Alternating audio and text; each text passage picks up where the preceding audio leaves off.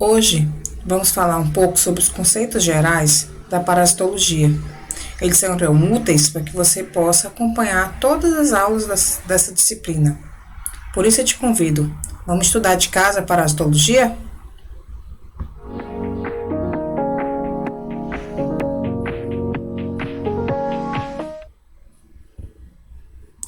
Nesse mundo da parasitologia, nós vamos falar sobre protozoários e sobre metazoários. Vamos lá? No meio ambiente, nós temos relações intra e interespecíficas. O parasitismo é uma daquelas relações de interespecífica entre os seres vivos. Essas relações, basicamente, elas acontecem por causa da busca de alimento e abrigo. Então, o hospedeiro ele vai servir tanto como alimento como abrigo para os seus parasitos. As relações entre espécies diferentes podem ser de vida livre ou ainda associadas. Entre as associadas destaca-se as diferentes, como o neutralismo, o antagonismo, que é uma das principais, é o predatismo, a mais clássica, e as relações de cooperação, que é uni ou bilateral. Nestes termos, nós temos o parasitismo, o comensalismo e o mutualismo, que é a relação, digamos, ideal, onde ambos os seus componentes se beneficiam. Na relação parasito-hospedeiro, nem sempre o hospedeiro tem um prejuízo, tá? Nos atuais conceitos, sabe-se que existe uma relação harmônica entre o parasito e o seu hospedeiro, que muitas vezes o hospedeiro está infectado, mas nem sempre ele está doente. Por isso, nessas relações que são baseadas numa coevolução longínqua, acontece que algumas parasitoses podem ser desde assintomáticas, onde essa relação ela já é mais antiga, e até formas graves, quando são relações mais emergentes, mais recentes. A relação parasito-hospedeiro ela vai servir também para estudar os vírus, as bactérias e os fungos, que é do campo da microbiologia. Na parasitologia, tradicionalmente, estuda-se os protozoários e os metazoários, que nós temos os eumintos e os artrópodes. Então, o mundo da parasitologia é muito vasto. A simbiose tem como definição viver junto com algum grau de dependência metabólica. Logo, o parasitismo é um tipo de relação simbiótica, assim como o comensalismo e o mutualismo. Por definição, o parasitismo conceitua-se como a relação na qual um organismo, o hospedeiro, é prejudicado em certo grau pelas atividades de outro organismo, o parasito, estando em contato íntimo e prolongado. Então, são organismos que vivem junto. Define-se ainda como uma relação ecológica desenvolvida entre espécies diferentes, em que se observa, além dessa associação íntima e duradoura, uma dependência metabólica de grau variável, classificando-se mais uma vez como simbiose. Quais são as formas de simbiose? Nós temos o predatismo, os exemplos mais clássicos, o predatismo, onde existe um animal e preda outro, É uma relação antagonista, onde um se beneficia. A foresia ou forésia, onde um organismo serve de transporte para o outro. Existem vários exemplos, inclusive na parasitologia nós vamos ver um mais à frente. Entre outros tipos de simbiose, que são as mais comuns, o parasitismo, onde só um membro se beneficia e o outro é prejudicado. Comensalismo, onde um membro é beneficiado, no entanto, sem haver o prejuízo do outro. E o mutualismo, que é, digamos, o foco de qualquer relação, onde ambos se beneficiam. No entanto, todos são tipos de relações simbióticas. Agora, passando para os conceitos gerais, com relação mais ao parasitismo, temos que o parasito é qualquer ser vivo que encontra seu nicho ecológico em outro ser vivo beneficiando-se. Então, o nicho ecológico o local onde ele vai encontrar o seu abrigo e também o seu alimento, né? Então, o hospedeiro é aquele que abriga e leva desvantagem na relação parasitária. A gente sabe que hoje isso não é tão verdade, né? Existem muitas parasitas, inclusive, que são utilizados no tratamento de outras doenças. O grau de desvantagem dessa relação vai depender de fatores inerentes ao hospedeiro e ao parasita. Quando a gente fala do hospedeiro, ele está ligado muito à imunidade, né? Que pode ser alterada pela nutrição. A gente sabe que indivíduos bem nutridos, né, tem a capacidade maior de montar uma defesa imunológica. A imunidade também está ligada à idade. Então, indivíduos jovens não têm ainda uma resposta imune montada, né? Então, eles são mais susceptíveis. Isso acontece também com indivíduos mais senescentes, devido à senescência do sistema imune. O parasito, nós podemos ter diversas espécies, né? Então, diversas espécies são parasitárias. E esse grau de desvantagem pode ser devido a uma espécie que tem um comportamento mais agressivo que outras, né? Assim como a cepa, que são subpopulações dentro de uma mesma espécie. Então, existem populações que são mais agressivas ou que causam maior dano que outras populações, subpopulações, né? Localização, vamos ter como exemplo uma doença que causa problemas neurológicos, né? O que atinge o sistema nervoso, como toxoplasma, como a neurocisticercose, né? Em contraposição àqueles que causam danos no trato gastrointestinal, que geralmente são mais benignos. Isso também se relaciona ao período de coevolução, né?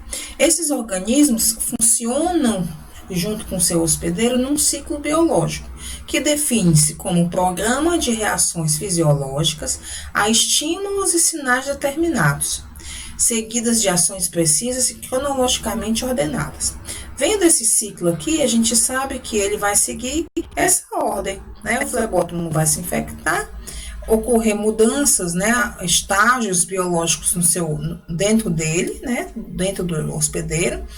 Depois ele vai infectar um outro hospedeiro vertebrado e que vai causar danos, né? Então, esse é um processo complexo, né, um processo de várias etapas. No entanto, a gente também pode ver nesse processo complexo a biologia do parasito, né, e muitas vezes determinar a sua patogenia. Então, vejam que aqui a gente vê que ele pode causar na leishmaniose cutânea lesões a nível de pele. E na leishmaniose visceral, alterações de vísceras, né? Uma hepatosplenomegalia, por exemplo. Conhecendo o ciclo biológico, a gente também pode prever métodos de diagnóstico. Então, nesse ciclo aqui, ó, vocês podem ver que a gente vai, mais à frente, vocês podem inclusive voltar a esse vídeo, e vocês vão observar que na leishmaniose cutânea, eu faço um diagnóstico a nível aqui dessa lesão, né? E na leishmaniose visceral, eu já faço uma punção, tá? Então, numa doença como essa, a gente sabe que não vai se fazer um diagnóstico a nível de fezes, por exemplo, né? Prevenção e controle. Então, conhecendo o ciclo biológico, eu também posso, por exemplo, nesse caso das leishmanioses, saber que uma prevenção é feita com não tendo acesso, não permitindo o acesso desse flebótomo, tá? Nesses ciclos biológicos, a gente pode determinar alguns termos, né? Porta de entrada, o local onde o parasita tem acesso ao hospedeiro. Aqui, esse vetor, né, simbolizado por essa ilustração, você pode ver que a porta de entrada dele, ao inocular o agente, vai ser pela pele, né? Mas pela inoculação do vetor. Forma infectante é o estágio evolutivo que chega à porta de entrada. Então, nesse caso, o estágio que ele estiver inoculando será o estágio evolutivo que chega à porta de entrada. Vendo aqui o ciclo da malária, a gente vê um outro vetor, né, o anófeles. Então, o anófeles, ele é o vetor transmissor da malária. A forma o estágio evolutivo que chega a essa porta de entrada aqui da malária é o esporozoito, tá? Então, ele tem essa transmissão via picada e o estágio é o esporozoito. Forma diagnóstica, no caso aqui da malária, a gente vai ver que são os trofozoítos. Uma das formas são os trofozoítos que eu encontro aqui nas hemácias, tá? Numa doença, nematoriose, por exemplo, aqui ilustrada pelo Ascaris, né? A gente vê que a porta de entrada é a via oral, né? Forma infectante, o estágio evolutivo que chega à porta de entrada. Então, no caso da ascaridiose, né? É o ovo larvado. E a forma diagnóstica, o estágio que se encontra nos materiais submetidos a exames para diagnóstico. Então, na nematodiose, nós vamos encontrar os estágios desde ovos até larvas, ok? Nas fezes, né? Os parasitos podem ser classificados em diversas categorias. Inicialmente, a gente classifica entre endoparasito, que são aqueles parasitos que ficam internamente ao seu hospedeiro, como Giardia duodenalis, Plasmodium falciparum, aqui trato gastrointestinal, aqui no sangue. Ectoparasito, aqueles que ficam na parte externa. Então, nós temos os piolhos, né, que tem de corpo e de cabeça, e as pulgas, aqui exemplificado pela Tunga penetrans. Só são esses? Não, nós temos outros carrapatos, né? Outros parasitos que são ectoparasitos. Parasito obrigatório ou facultativo. Então, obrigatório, como o próprio nome diz, ele vive sempre na vida parasitária. Então, a Giardia duodenalis, ele não tem outro tipo de vida a não ser a parasitária, tá? Aqui são trofozoítos e existe um outro estágio, que é o cisto, que fica no meio ambiente. Mas para quê? Para iniciar uma vida parasitária. No caso, a Naegleria fowleri é um parasito, né, um organismo de vida livre, que em algumas condições ela pode se tornar parasito. Então, ele é um parasito facultativo e que, ao mesmo tempo, pode ser também acidental, né? Porque ele é um organismo de vida livre e acidentalmente ele pode causar doença parasitária. Os organismos, né, os parasitos ainda são classificados em permanente e temporário. O parasito permanente é aquele que está permanentemente em contato com seu hospedeiro. O temporário é aquele que fica de forma intermitente, né? Então, ele parasita e, posteriormente, ele já se afasta do seu hospedeiro. Como, classicamente, os vetores de doença, né? Então, o gênero Anopheles, ele parasita para fazer o reparto sanguíneo necessário para o ciclo dele. Mas, posteriormente, ele se afasta do seu hospedeiro. São chamados também de micropredadores. E, por fim, o hiperparasito, que é o parasito de um parasito. Então, classicamente, nós falamos dos bacteriofagos. Os hospedeiros, né? Os hospedeiros dos parasitas podem ser, inicialmente, definitivo ou intermediário, né? Então, definitivos são aqueles que albergam as fases adultas do ciclo ou as fases sexuadas. O intermediário são aqueles que albergam as fases larvárias, né, ou a reprodução assexuada. Então, no exemplo aqui da Taenia soli, a gente tem que o suíno é o hospedeiro intermediário da Taenia soli e o homem é o hospedeiro definitivo. Hospedeiros acidentais são aqueles que em que o ciclo não se completa. Então, o homem, quando ele tem neurocisticercose, ele funciona como um hospedeiro acidental da Taenia soli, tá? Porque a cisticercose é uma fase larvária, né? O cisticerco. E aqui no Acinóstomo canino, que é um outro exemplo, que ele é um parasito de cães, mas no momento que acontece o bicho geográfico, contato com as larvas, ele se torna um hospedeiro acidental do Acinóstomo canino. Reservatório. Um hospedeiro reservatório é aquele hospedeiro que serve de fonte da doença. Aqui eu trouxe um exemplo do tricúris, né, onde o homem é o reservatório da doença.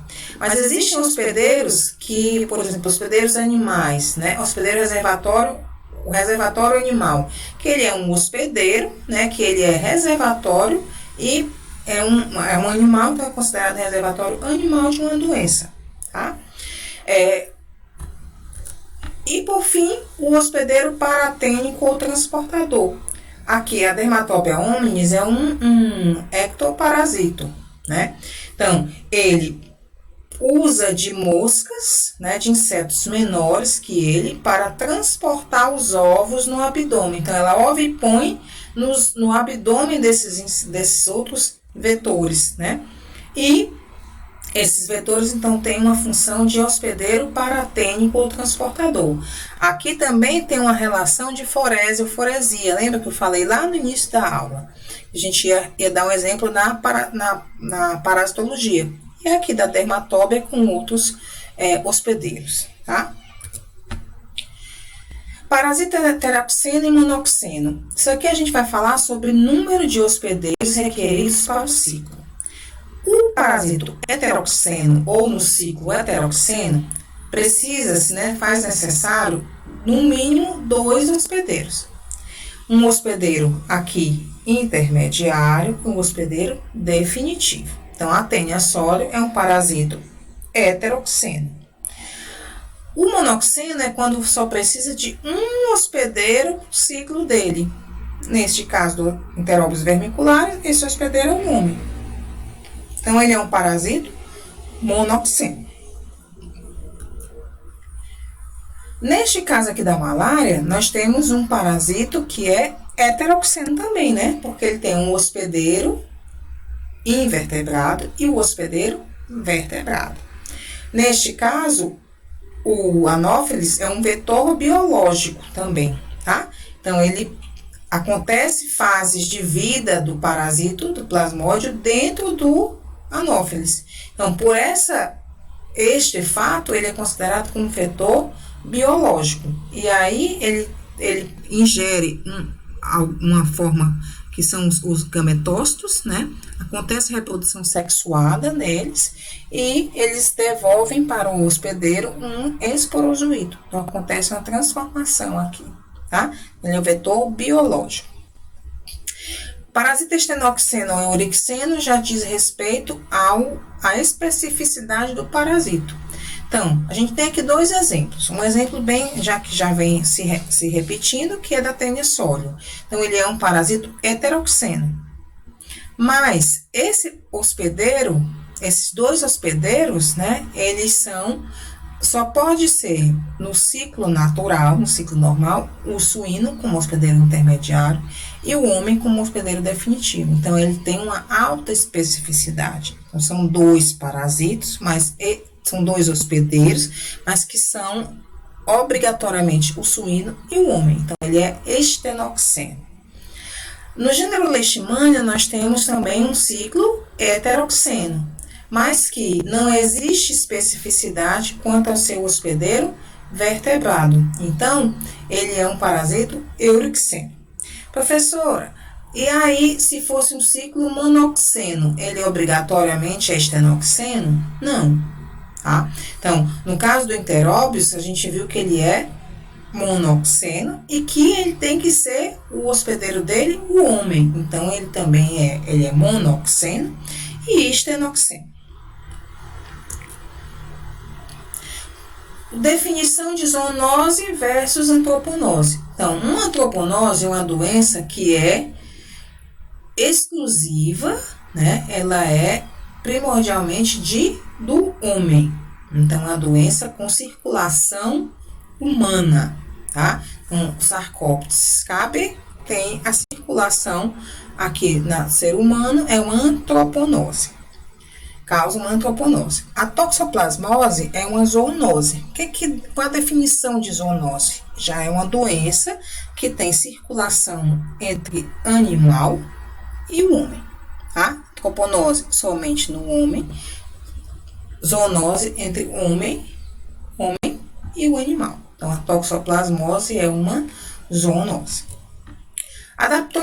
Adaptações ao parasitismo. Então, como o organismo ele vai ter seu abrigo, né, a sua alimentação lá no seu hospedeiro, então ele não tem por que manter enzimas ou sistemas enzimáticos e vias metabólicas, né? Então, alguns sistemas também, como o sistema digestivo, né, que é suprido pelo hospedeiro. Então, qualquer coisa que seja suprido pelo hospedeiro, ele não precisa manter. Como, por exemplo, a locomoção, né? Alguns organismos perdem, né, tem a perda de órgãos. Por quê? Porque ele, como organismo locomotor, porque ele não precisa se movimentar naquele hospedeiro. Tem também o desenvolvimento de mecanismos especializados, como uma enzima proteolítica. A Entamoeba histolítica, a maior parte dela, cerca de 90%, causa uma doença benigna, que é uma fase intestinal da amebíase. No entanto, alguns organismos, de cerca de 10%, desenvolvem essa capacidade de lesar a mucosa do intestino e fazer uma fase extraintestinal, causando danos em outros órgãos, como o fígado principalmente. Isso acontece por meio dessa enzima proteolítica, né? Então, a necessidade dele de adaptação foi desenvolver essa enzima. Então, a Entamoeba histolítica tem essa característica, né? Outros organismos têm mecanismo de escape, a defesa imunológica do hospedeiro, tá? Localização protegida, mudanças da estrutura antigênica. Os mais clássicos de mecanismo de escape, toxoplasma, leishmania, tá? Ele desenvolve mecanismos para que ele não seja eliminado do seu hospedeiro. Aumenta a capacidade reprodutiva. Esse é bem clássico dos parasitos. E um parasita que causa, domina muito bem essa capacidade é o Ascaris lumbricoides. Então, ele tem a capacidade de aumentar a sua reprodução, né, produzindo inclusive ovos inférteis. Esse parasita as fêmeas desse parasita produzem até 200 mil ovos por dia. Ações do parasito: ação exfoliativa. Os organismos, né, parasitários em geral já têm essa característica. Por quê? Porque ele vai encontrar abrigo e alimento. Então, esse fator de absorver o seu alimento do hospedeiro, ele já é característico da exfoliação. Aqui a gente botou a tenda, né? Um efeito mecânico, obstrutivo. Então, o Ascaris lumbricoides, ele forma praticamente novelos dentro do seu trato gastrointestinal, numa infecção maciça. Então, ele pode causar essa obstrução do trato gastrointestinal, né? Intestino delgado, que é onde ele fica, tá? Compressiva, tênia sóleo. Então, o cisticerco dele causa compressão de algumas áreas do cérebro, que podem causar alguns sinais e sintomas, como a epilepsia. Traumática ou destrutiva, né? A gente tem um exemplo das miíases, mas aqui falando da leishmania brasiliensis junto com seu hospedeiro. Então, nessa relação parasita hospedeiro desequilibrada, né? Então, na modulação da resposta imune causa verdadeiras feridas, né, na pele. Substância lítica ou tóxica da Entamoeba histolítica que a gente já comentou anteriormente. Quais são as reações do hospedeiro? Os hospedeiros, eles têm defesas naturais, né, que é a resposta imune inata, e que podem produzir reação inflamatória, por exemplo, tá? A imunidade adquirida também é desenvolvida com a produção de alguns anticorpos. Esses anticorpos muitas vezes podem causar reações alérgicas. Formações de granulomas, como aqui no Cistosoma mansoni, né? Então, é bem comum de causar, inclusive, essa cicatrização e fibrose. Reações autoimunes, né? Então, alguns parasitas causam reações que vão causar dor ao próprio hospedeiro.